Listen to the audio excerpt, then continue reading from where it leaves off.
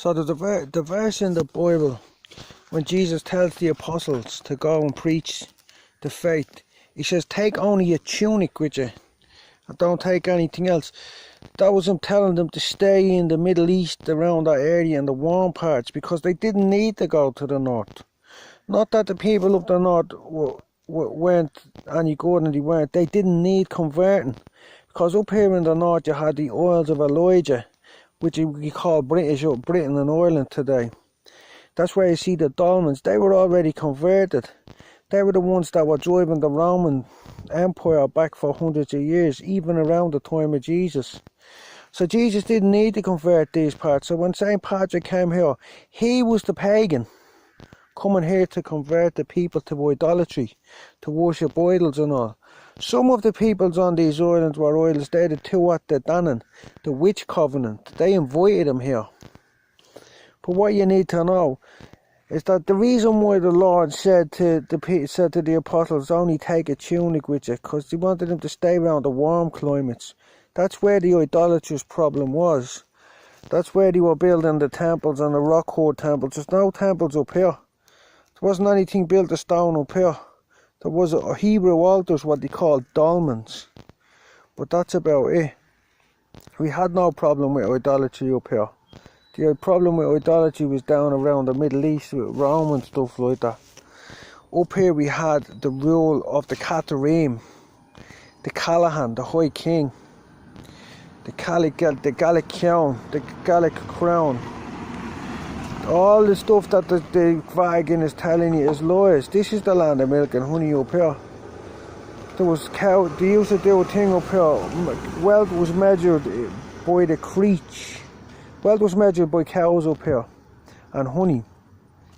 1/3 of Breton law was devoted to the production of honey and the laws around the bees. So you had like the land of milk and honey basically. This is it here, the Isles of Elijah.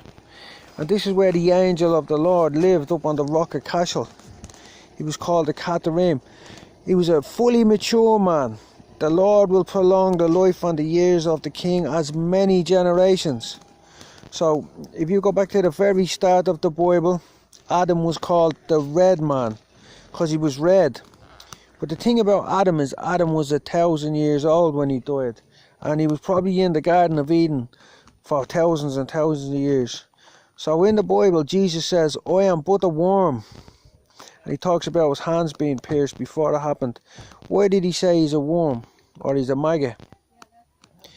Because the human being what you see today walking around that shrivels up and dies at the age of 60, 70, 80 or 90 or something like that, or 100. That human isn't even fully developed. That human is like a larva. So it has to fully develop into a red man, a full man. That takes quite a bit of time, because when God made Adam to live for a very long time, Adam is the man they call the devil was actually the angel of the Lord, as far as I can see in the Bible. He was called the Catharim. He was the Callahan. There's lots of stories about him, the red hand and red branch knights and all that stuff like that.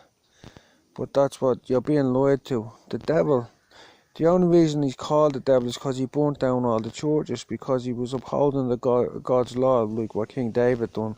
He burnt down all the idolatrous churches. Samson pushed down the Philistines' temples and all these temples are idolatry. They make you age, they make you shrivel up. What we call age. It's not really age. You're worn out. In the book of Daniel, it says, and he will wear out the saints for time and a half, and he will overpower them. He stays your vapour, your water. If you were thrown into a peat bog, you'd be preserved because of the acid in the bog. But if you were left out in the sun, you'd just shrivel up and die and turn to dust.